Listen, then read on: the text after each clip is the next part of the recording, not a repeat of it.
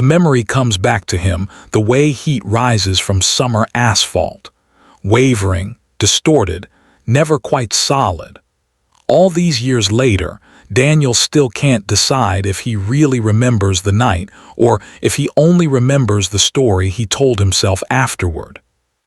He remembers a phone ringing in a dim squad room. He remembers the air conditioner rattling like a distant, tired sigh.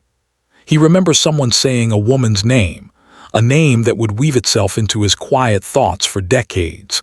Lena Vega, 26, part-time librarian, part-time waitress, full-time presence in the tiny Florida town of Palmetto Bay. He remembers the ocean, though he wasn't standing near it when he took the call. The ocean is simply there in the memory, as if it seeped in later, black water folding over itself, a pier reaching out like a question. Somewhere along that wooden spine, on a warm night in 1999, Lena's life ended.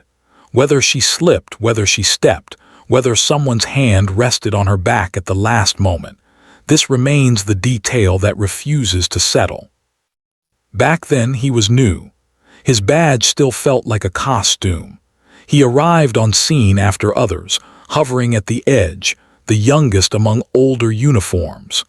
The pier lights painted trembling paths on the water, and the hum of distant traffic mixed with soft voices that avoided eye contact. He didn't see her right away. What he saw first was her handbag, carefully placed on a bench, as if it were waiting for her to come back, as if the night itself expected a correction, a return, a rewind. Inside the bag, a dog-eared paperback, a library card, a ring of keys tied with a small red ribbon, and a receipt from the diner where she worked the late shift. She liked to read on breaks, one of the older officers said. Quiet girl, kept to herself. Quiet girl, kept to herself. Phrases people use when someone can't answer for themselves anymore. In the days that followed, Lena became an arrangement of facts. 26. Lived alone in a small apartment above the laundromat. Parents retired to Orlando. Studied literature at community college but never finished. Known to walk the pier after closing shifts, sometimes staying until late, watching the tide. People spoke of her in the soft, disciplined way people do when they are afraid of saying the wrong thing, of shaping the story too clearly. Some hinted she had a complicated love life. Others said she was devoted to her work, saving for something nobody could quite name. A trip, maybe. A move. A different life. The reports framed it as a tragedy that could be explained by tiredness, by isolation, by whatever quiet weight a person might carry alone. There were no obvious marks that screamed of another's hand. No note, but plenty of silence that could be interpreted as despair if one needed an explanation. At the time, Daniel signed off on those explanations. He read the interviews, observed the photographs, listened to the way everyone spoke in soothing conjectures. He was told the case would not move forward. Sometimes, a supervisor said, we don't get the kind of answers people want. Sometimes the kindest thing is to accept that and not go looking for other storms. He nodded. He was young. He didn't yet understand that acceptance can also be a quiet surrender. Still, certain details stuck like fine sand in his memory. The way the wooden boards of the pier seemed too smooth, as if something had slid rather than stumbled. The absence of any clear struggle. Her shoes placed together by the bench, perfectly aligned, toes pointing to the sea. He remembered her photograph. Dark eyes, a careful half-smile, the kind of expression people wear when they think they are about to blink. Something in her gaze made him feel strangely accountable, as if she were asking him a question no one else could hear. He carried that feeling for years, through other cases, through promotions, through the slow accumulation of days. Lena became a quiet passenger in his inner world, a presence he might think of while waiting for coffee or sitting in traffic. A woman on a pier, a decision or a moment not fully understood. He told himself that if there had been something obvious to pursue, he would have pursued it, that there had been no clear sign of another person's harm, that people sometimes walk away from the shore of their own lives without leaving the kind of evidence everyone expects. He told himself these things often enough that they started to sound like care, not avoidance. Yet on certain nights, when the house was still and the television glow painted the walls with small moving colors, his mind would return to that handbag on the bench, the carefully placed shoes, the red ribbon around the keys. There was an order to those items that didn't feel like chaos. It felt like a sentence cut off mid-thought. The mystery lingered not because of what was known, but because of what never felt fully said. Lena's story sank slowly into the archives, filed under an outcome that comforted the system more than it comforted the truth. Life went on. New cases arrived. People loved, grew older, moved away. But memory is not an archive. It is a tide. And tides have a way of bringing back what the shore thought it had forgotten. 2. A forgotten witness or document reopens the cold investigation. He found her again in a cardboard box. It was a Tuesday, overcast in the faint way Florida skis sometimes pretend to be gentle. Daniel had been helping a newer colleague sort through storage, the kind of task ignored until someone worried about space. The archives room carried a particular scent, dust, old paper, copy toner, that felt like the ghost of bureaucratic intention. They were moving boxes from a high shelf when one slipped. File folders spilled out, sliding across the floor with a soft, reproachful whisper. Daniel knelt to gather them, glancing at the labels. Property disputes, noise complaints, missing bicycles. And then, Vega, Lena M., 1999. He froze, the folder in his hand suddenly heavier than its contents should allow. The tab had a faded sticker, closed. The word looked almost shy, as if aware it might not belong there. "You okay, sir?" the younger officer asked. "Yeah," Daniel said after a moment. "Just old paper. Go ahead, I'll stack these." The other man nodded and moved away, humming off-key. Alone, Daniel opened the folder. The familiar documents greeted him. Initial incident report, summary of interviews, photographs he remembered in contour more than detail. But there was something else tucked in the back, something he was certain he had never seen. A handwritten statement, clipped to a yellowing memo. The statement came from someone named Grant, dated 2 weeks after Lena's death. The handwriting was small and careful, the ink slightly faded, as if it feared drawing attention to itself. "I worked the early shift at the bakery across from the pier." I didn't want to say anything at first because I wasn't sure if it mattered. That night I saw Lena sitting on the bench alone at first. Then I saw someone join her. The next line was smudged, as if a thumb had rested there. I couldn't see clearly who it was, tall, light shirt. They sat close, a little too close, like there was something heavy between them. After a while I turned away to help a customer. When I looked again, they were both standing, facing the rail. I remember thinking the air looked strange around them, like something was about to change. The statement ended abruptly. There was no description of what happened next, no clear observation of a fall, a push, a step, just silence. The attached memo, signed by a mid-level supervisor, noted, "Witness saw no direct act. Statement considered non-conclusive. No follow-up needed." Non-conclusive. Daniel read the words 3 times.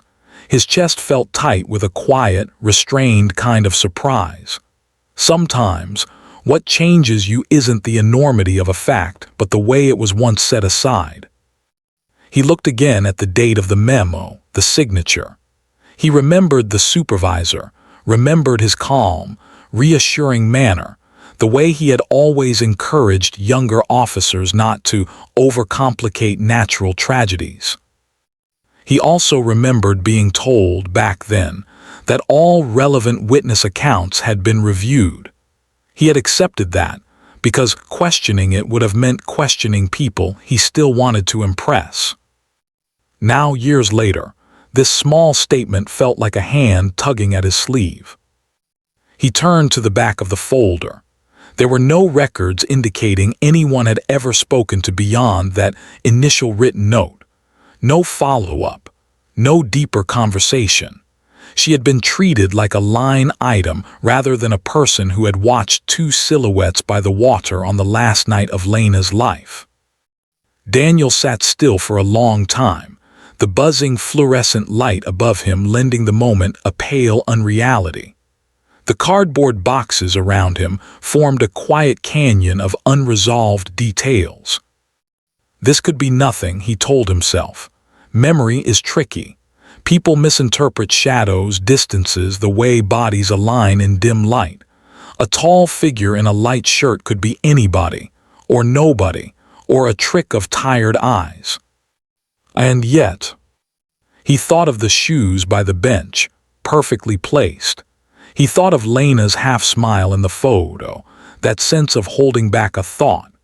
He thought of the way his own conscience had sometimes replayed that pier like a scene with missing frames.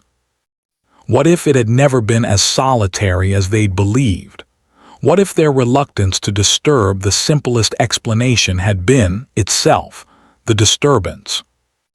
He became aware of a kind of gentle heat behind his ribs, guilt, but not the dramatic kind. A slow, embarrassed awareness that he had once trusted paperwork more than people. He saw dress from the old form, though he doubted she'd still be there. He made a note to check. His pen moved with careful strokes, as if the act of writing could make up for the years of not asking. Later in his office, he spread the contents of the folder across his desk. The old photographs looked almost kind, their colors softened by age. The pier, the bench, the rolling dark of the water. No camera had captured the other person in its account, yet their absence felt strangely present now that someone had named them. He reopened the original file on his computer, scanning through the summary. The language was neat, almost soothing. Words like "no further action recommended" rested side by side with phrases about limited resources and probable outcomes. Probable, such a gentle word for something that might be wrong. Technically, nothing compelled him to act. The case had been dormant for years. There were newer matters demanding attention. Policies, too, had shifted. Reopening long-resolved files required formal requests, approvals, explanations that made sense on paper. What he had was not a clear contradiction. He had a small, quiet disturbance, an overlooked witness whose perception had never been fully explored. A woman who had once watched Lena on the night a life ended and who might carry, even now, a weight she never got to share in a full conversation. He thought of Lena again, not as a file but as the young woman in the photograph. He imagined her in the library, sliding books back into their places, humming under her breath. He imagined her at the diner, carrying plates, her hair pulled back, nodding politely at small talk. What right did he have to let an old oversight stand unexamined? The question settled in him like a decision. He drafted the request to formally review the case, keeping his language controlled, professional. He referenced the newly noticed statement, the lack of follow-up, the evolving standards for witness care. He did not mention the way his own conscience had stirred like a tide pulling at the shore. When he finished, he sat back and stared at the screen. If the review was approved, he knew what people would say. They would call it admirable dedication or unnecessary disruption, depending on their patience for the past. Some might see it as a reflection on previous leadership. Others might quietly wonder what had awakened this interest now. Daniel knew the simplest answer. He could no longer live with the idea that a life had ended under his watch, and that he had accepted the easiest explanation, because it cushioned everyone from uncertainty. It was not justice he was chasing, not exactly. It was something less clear and more stubborn, the need to look again, to ask the questions he hadn't asked when he was young and eager to please.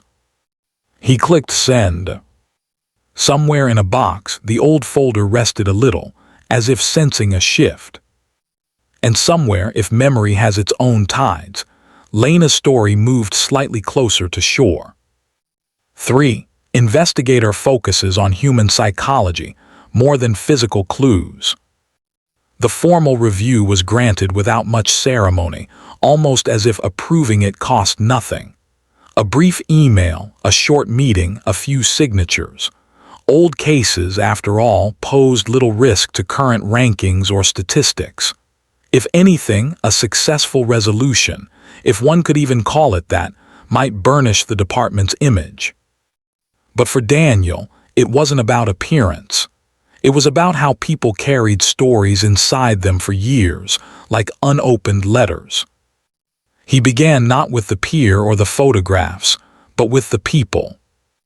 His first visit was to a small house shaded by an orange tree, the kind that seemed perpetually on the edge of ripening. This was the address listed for Grant, though it had been 20 years since the witness form was filled out. He half expected the door to be answered by someone else, or not answered at all. Instead, after his gentle knock, a woman in her late 50s opened it. Her hair was streaked with silver, her posture careful but not fragile. Her eyes, dark and measuring, studied the badge at his belt before traveling up to his face. "Yes, Ms. Grant," Daniel asked. She hesitated, as if the name might belong to an earlier chapter. Then she nodded. "I'm Daniel. I work with the Palmetto Bay Department. I'm here about something from a long time ago, a night by the pier. You wrote a note for us once." That word, once, hung between them like dust in the sunlight. Her fingers tightened slightly on the doorframe. Her gaze drifted past him, over his shoulder, as if checking the street for unwanted audiences. "You're very late," she said quietly. "I know," he replied. He allowed the admission to sit there without defense. "May I talk with you about it, if that's still something you're willing to do?" A pause, the kind of pause that contained years. Finally, she stepped back to let him in. Her living room was modest, neat in the way of someone who finds dignity in order. The faint scent of baking clung to the air. On a side table, a framed photograph showed a younger laughing, her hair caught in motion, beside a woman Daniel recognized after a moment of startled focus. "Lena." He looked at the photo, then at. "You knew her," he said, more softly than he intended. Shoulders rounded slightly, as if a long-carried weight had shifted. "Everyone said I just saw someone on a bench," she replied, "but she wasn't just someone." She gestured for him to sit. He did, sinking into a slightly worn armchair. Took the couch opposite him, smoothing an invisible crease on her skirt. "I thought you were finished with all that," she said. "You told me the note didn't change anything. That was what your colleague said." Daniel felt the old guilt flicker again, warmer now. "We were wrong not to speak with you more. I'm here because we're trying to correct that as best we can. It may not lead to anything clear, but I'd like to hear what you remember about that night and about her." It was the second part that seemed to loosen something. About her. "Lena used to come into the bakery for coffee," began. "Sometimes before the library, sometimes before a shift at the diner. She'd sit near the window, reading, always with that look on her face like she was half here and half somewhere else. She'd ask how I was every time, and she meant it, really meant it. She paused, eyes glistening but not yet spilling. We weren't close the way people think, but I noticed things. How careful she was with everyone's names. How she would stay late at the library to help a student find a book. How she would bring her mother's favorite pastries back from here whenever they visited. Did she ever talk about trouble? Daniel asked, searching for a gentle word. Anyone she didn't feel at ease around. Took a breath, let it out slowly. She never said it in so many words, but sometimes when she looked out at the street there was this flicker. You know when someone hears a sound you can't hear? Her eyes would change like that. She lifted a hand to her own face, tracing the space around her eye as if sketching the memory. I'd ask if she was okay. She'd smile and say, just thinking. Did she ever mention someone particular? He pressed. A friend, a partner, anyone who seemed to affect her mood. There was someone, said, voice dropping. She never gave me a name, just called him the one who knocks late. She'd joke about it, say she needed to learn to stop answering the door. But the way she said it, it wasn't quite a joke. Daniel noted the phrase, but more than the words, he watched how she formed them. The tension at the corners of her mouth. The way her hands folded, fingers intertwined.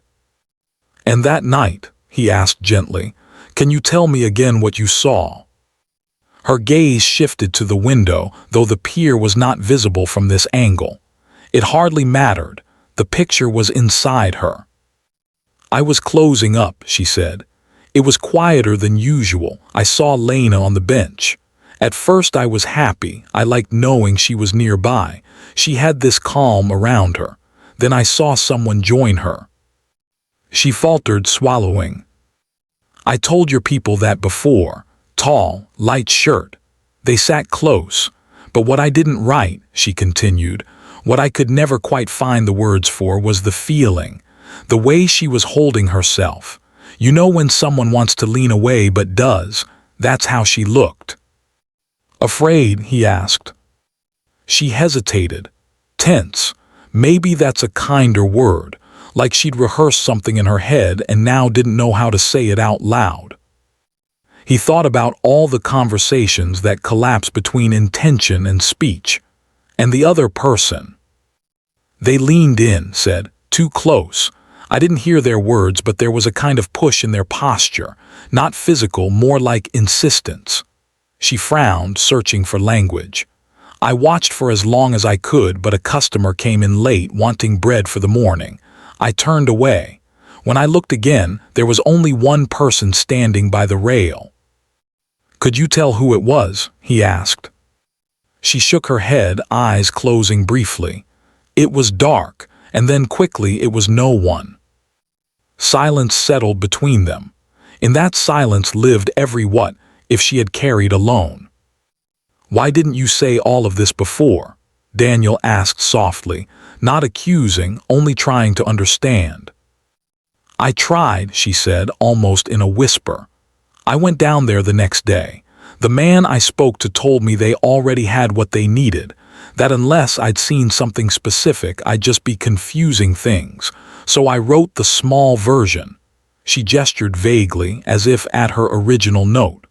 The version that fits on a form. And the rest? The rest stayed here. She touched her chest lightly. I thought maybe I'd imagined the tension. Maybe I was reading into it because I liked her, because I wanted her story to make more sense than a sudden, lonely ending.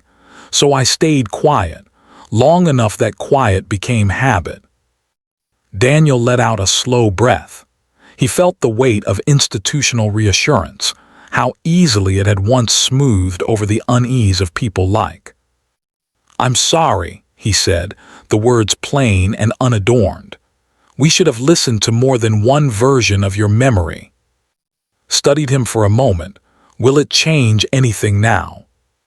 He considered the question carefully. It may not change the facts, he admitted, but it might change how we understand them, and how we understand her. She nodded, accepting the modest promise.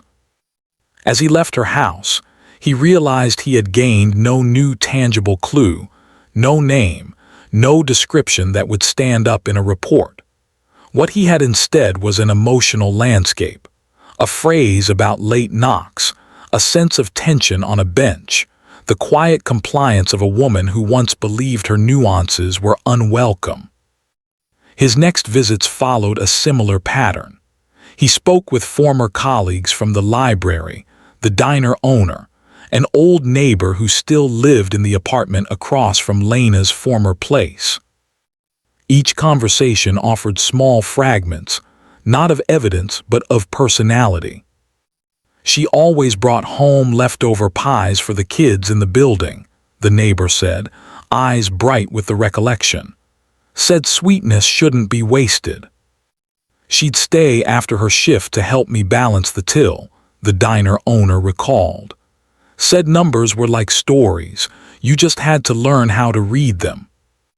Sometimes she'd stare at the phone like she was waiting for it to ring and hoping it wouldn't, a former at the library told him. I asked once if everything was okay. She just smiled and said, some pages are harder to turn than others. In his notebook, Daniel wrote these details down, even though they would never appear as bullet points in any official summary. He was drawing, unconsciously, a map of her inner life. Careful, generous, quietly burdened by something she rarely named. What began to trouble him was not the possibility of another person's hand on that pier, though that concern grew sharper with each mention of late knocks, tense silences, half-jokes that weren't quite jokes. What troubled him most was how easily a person's emotional reality had once been deemed irrelevant. For years, the official story had been simple. A solitary young woman, possibly overwhelmed, possibly tired, ending her own journey in a moment of unseen crisis. But the people who had known her told a more complicated tale, one of resilience, of kindness, of someone who, despite private shadows, kept showing up for others. A person like that might falter, might stumble, might even reach a breaking point. Yet the shape of her days, as recalled by those around her, suggested something else, that she had also been navigating another presence, someone who arrived late, stood too close, leaned too far into her space. When Daniel went home at night, he didn't dream of the pier. He dreamt of doorways, of someone standing on one side, knocking late, and someone else hesitating on the other, hand hovering over the handle. He knew that, in procedural terms, he was no closer to a resolution.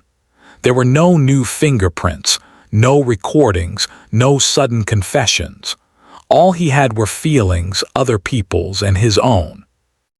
And yet, as he sat alone at his kitchen table, reviewing his notes, he recognized that this was the only honest path forward.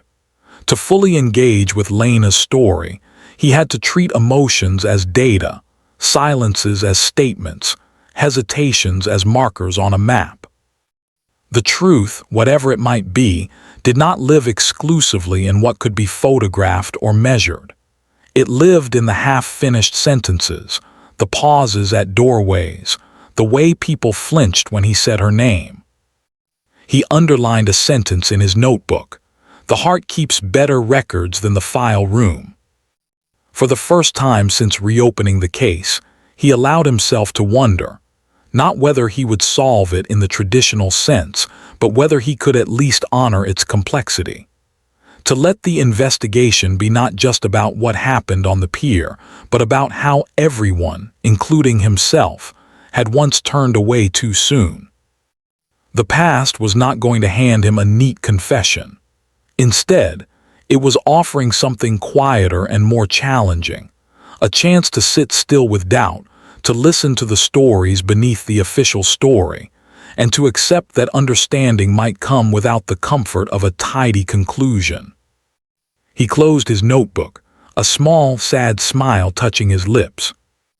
If there was a way to do right by Lena now, it would be through the patient unfolding of these human contradictions, not through the sudden appearance of a decisive clue. And somewhere, just beyond the reach of his current comprehension, the next layer of truth waited, ready not to clarify, but to complicate even more. The deeper Daniel stepped into the echo of Lena's past, the more he felt the subtle shifting of human bonds. Threads that once looked simple now revealed delicate knots, soft phrase, quiet strains.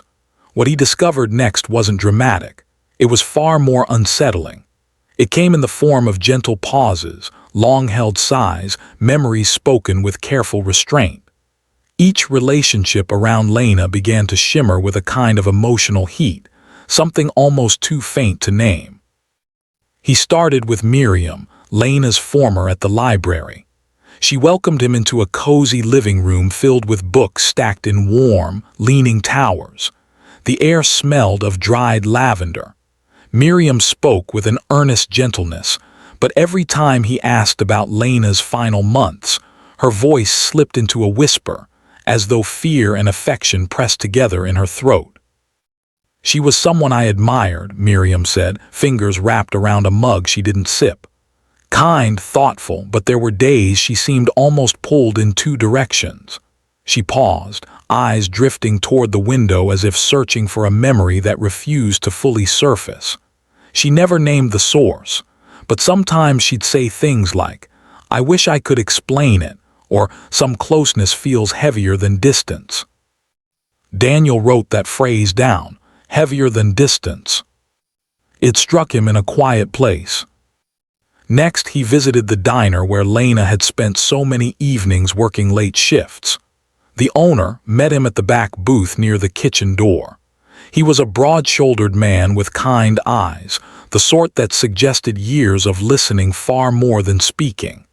As Daniel asked about Lena, his expression softened, then tightened, then softened again, a gentle tug-of-war visible in each blink. "She meant a lot to people who knew her," said slowly. "Not in the obvious ways. She carried warmth with such ease. That kind of warmth can draw people toward you, even those who don't know how to handle it." He hesitated, fingers tapping a rhythm on the table. There was someone who visited her here now and then, never stayed long, always made sure to sit in the corner where shadows gather early. "Did Lena seem comfortable with them?" Daniel asked. Sighed lightly. Comfortable isn't quite the word. She wasn't frightened. She wasn't relaxed. It was something in between, like she was enduring a conversation she didn't want to end too soon or too quickly. "I once offered to walk her to her car afterward and she said, 'No, thank you. It's all right. He just needs space.' But the way she said it, like she was the one responsible for his emotions, not hers." Daniel studied the owner's face, noting how gently he chose his words. It wasn't accusation. It wasn't judgment.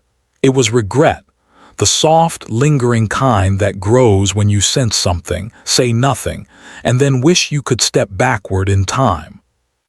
He ended his interviews for the day with Thomas, a neighbor who had lived in the apartment across from Lena's. Thomas was younger now than Lena would have been, but back then he had been a teenager, a quiet one. His memory, though softened by distance, held surprising clarity. "She was so kind," he said, leaning against the doorway as if unsure whether to invite Daniel inside. "She'd bring little pastries after her shift if she had extras.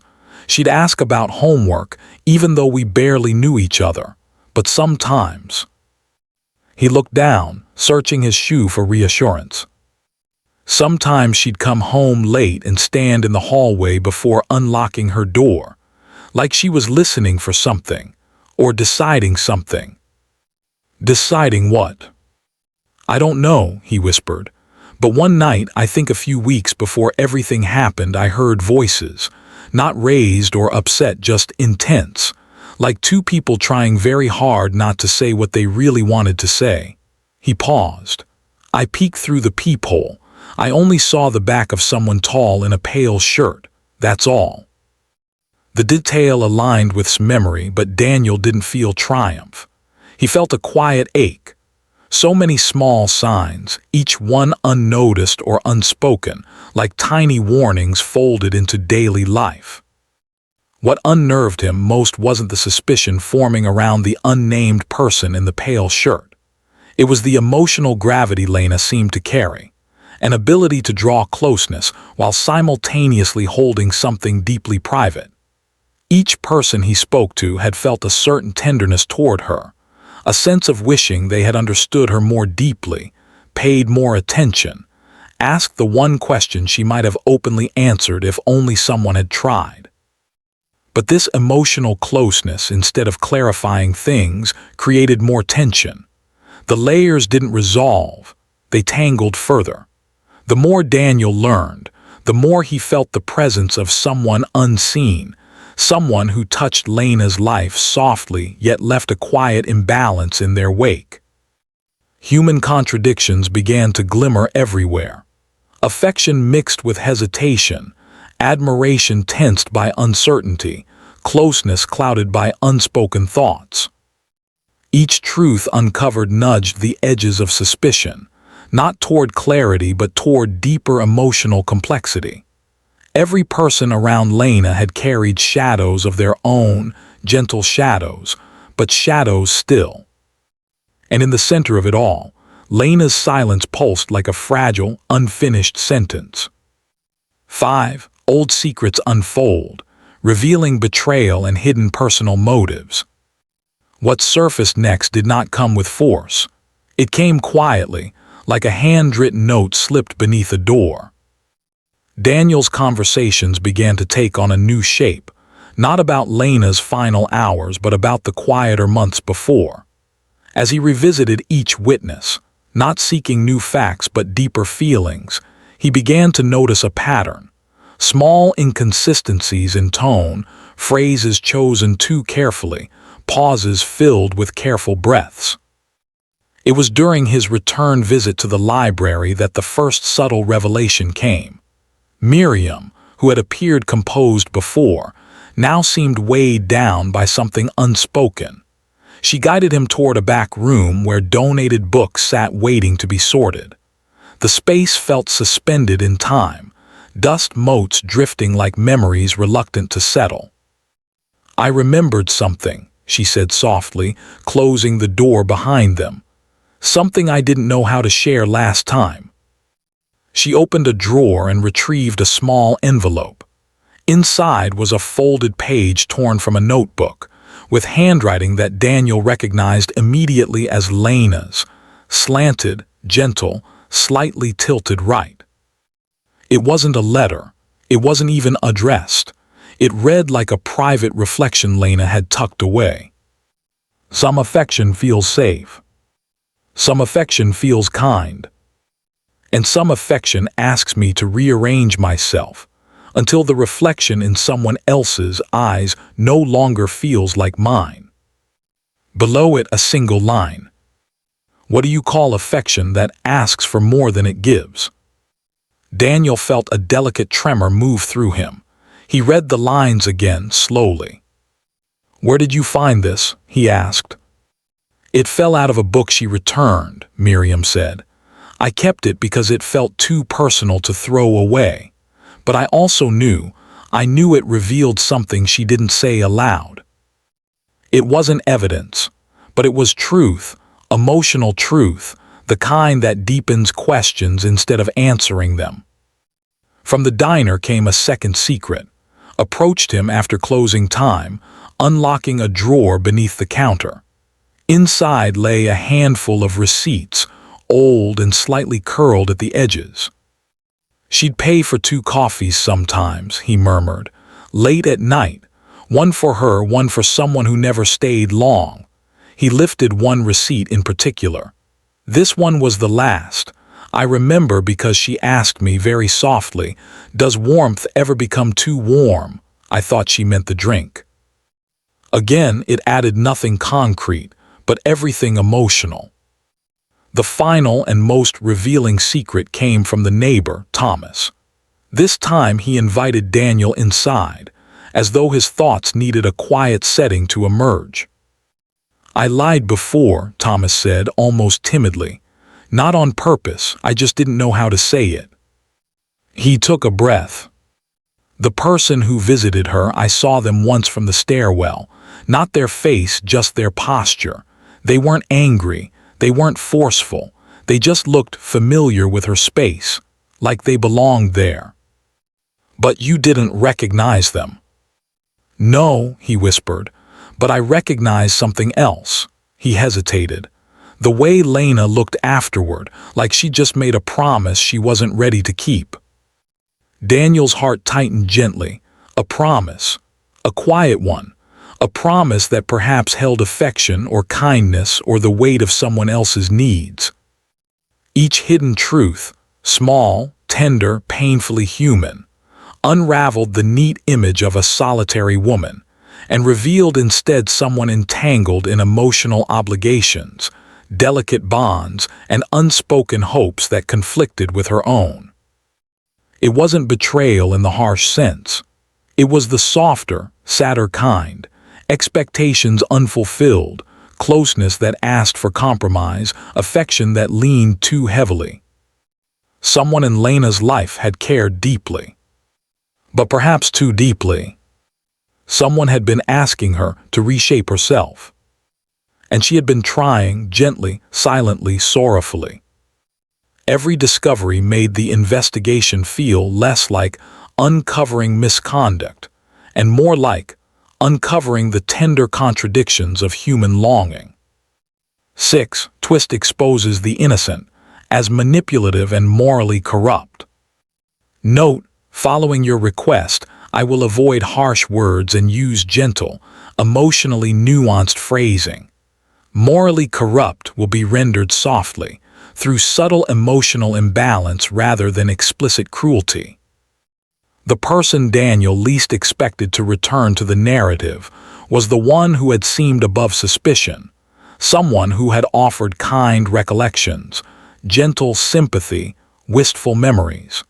It was during his second visit to speak with at the diner that something shifted. Sat across from him, eyes shadowed by something unspoken. You know, said, folding a napkin slowly, people remember Lena with such softness. I do too. But sometimes softness in memory hides the truth of what we chose not to ask. Daniel waited.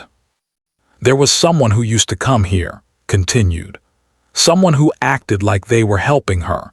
Someone who used gentleness the same way others use certainty. Someone who made themselves look like the one safe place she could lean. Daniel's breath stilled. Who? Looked regretful, almost apologetic. The name drifted into the air like a light feather that carried unexpected weight. Daniel blinked, stunned but quiet. She visited Lena often, said, more than she admitted, always bringing pastries, always talking in a tone that felt concerned but had something beneath it. Lena once told me, I feel like I owe her more time than I have. I didn't understand then. The revelation settled like a low tide creeping across sand, subtle but undeniable. Daniel began to every conversation, every pause, every gentle phrase had used. Her affection, her attention, her quiet presence at the bakery window, the way she had watched the pier, the way she had spoken of Lena with such devotion. It wasn't malice, it wasn't anger, it was a quieter misalignment, one that asked more of Lena than she could give. An affection that leaned too heavily, disguised as support but rooted in unspoken longing. A closeness that pressed her gently into places she didn't want to stand. In Lena's note, the line returned to him. What do you call affection that asks for more than it gives? He remembered how tightened her fingers on the doorframe when he first visited, how she said, "You're very late," how her eyes seemed to guard something tender and private. On his third visit, when he gently mentioned the receipt for 2 coffees, her expression shifted, not with guilt, but with a soft, wounded surprise. She was someone I wanted to protect, whispered, someone who needed kindness. "But did she ever ask for your help?" Daniel asked softly. Silence. "She never pushed me away," she finally said. "That isn't the same as inviting you close," Daniel murmured. Closed her eyes, her breath trembling faintly. "I thought she needed me," she whispered. "Maybe I mistook her quiet for permission." The realization that had been the innocent, the gentle observer, the quiet admirer, yet also the person who emotionally leaned too far, pressed too deeply, asked too softly but too persistently, washed over Daniel with a melancholy kind of inevitability. She hadn't intended harm, she hadn't forced anything. But sometimes harm grows not from intention, but imbalance. Her affection, unspoken, unreciprocated, quietly insistent, had followed Lena softly, like a shadow that believed it was sunlight. And on the pier that night, Daniel couldn't accuse her of wrongdoing. But he could no longer claim she had been merely a witness. She had been part of Lena's emotional struggle, part of the weight Lena carried, part of the gentle pressure that had made every decision feel heavier. The innocent had not been innocent at all. Not in the violent sense, but in the quiet, morally blurred way that humans sometimes misunderstand love. 7 concludes with open-ended moral tone, hiding truth saves someone. In the end, there was no statement Daniel could file that would satisfy the formal definition of truth. There was no proof, no confession, no certainty of intention, no clear line between affection and influence, no way to transform emotional truth into procedural fact. But there was understanding. And understanding, he realized, could be a heavier burden than truth. When he prepared the final report, his fingers hovered above the keyboard for a long time. He knew that nomming, or even implying her influence, would not bring peace to anyone. It would not heal Lena's absence. It would not clarify her final moments. It would not bring comfort to a woman whose affection had been misplaced but tender. It would only reshape the story into something harsher than it truly was. So he wrote a modest conclusion. Insufficient new information for a formal determination, but emotional complexities warrant acknowledgement. No names. No accusations. No harm. Only the quiet truth that human connections are rarely simple, and that sometimes kindness can become something else without intending to. After submitting it, Daniel walked to the pier alone. The air carried the scent of warm salt and distant rain. The wooden boards beneath his steps felt familiar, as though greeting an old companion. He reached the end of the pier, where the water stretched out like a soft mirror, reflecting a sky just dim enough to blur its colors. He closed his eyes. He thought of Lena, her gentleness, her private hopes, the small burden she had carried without asking for help. He thought of her quiet longing, her misplaced tenderness, her belief that she had been offering comfort when she had unknowingly added weight. And he thought of himself, young, eager, uncertain all those years ago, accepting the simplest explanation because he hadn't yet learned how complex the heart could be. The breeze softened around him, brushing his cheek like a faint memory. In another world, perhaps he would have pursued every emotional thread, named every imbalance, exposed every unspoken truth. But in this world, he chose gentleness. He chose to let certain truths remain unspoken, not to hide wrongdoing, but to preserve the fragile dignity of those still trying to forgive themselves. Justice, he realized, was not always a clear line. Sometimes it was a soft circle, returning not to facts but to compassion. He whispered into the wind, a quiet farewell not to a case, but to a story that would never fully close. Some truths live better in silence. The water below him rippled, as if acknowledging the thought. And with that he turned away, leaving behind a mystery not solved, but understood. A truth held gently, a regret carried softly, and an ending that echoed with calm uncertainty. Neither victory nor loss, only the lingering hum of a story that would forever remain half known, half felt, and beautifully unresolved.